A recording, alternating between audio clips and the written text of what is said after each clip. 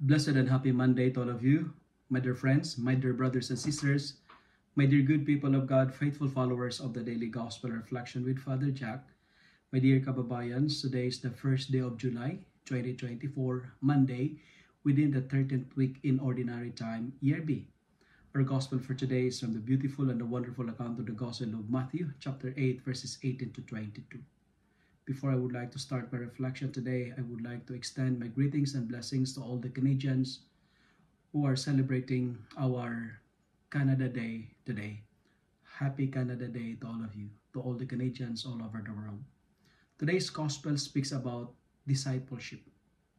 And we are reminded that if we want to follow the Lord, it requires commitment, it requires trusts, and of course, faith. Because following Jesus comes at a great costs.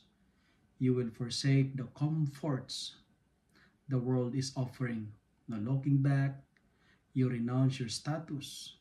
That's why you will be disappointed if you aim for fame, if you aim for status, for prestige, authority. In following Jesus, you need to surrender that. We are not called for a comfortable life, but we are called to carry our cross. My dear friends, remember, life without a cross is not a comfortable life.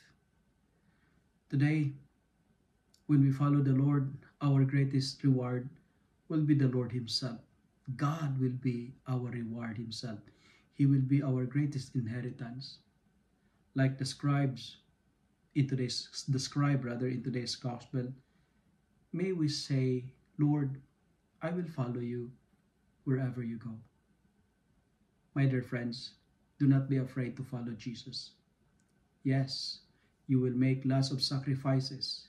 You will renounce the offer of the world.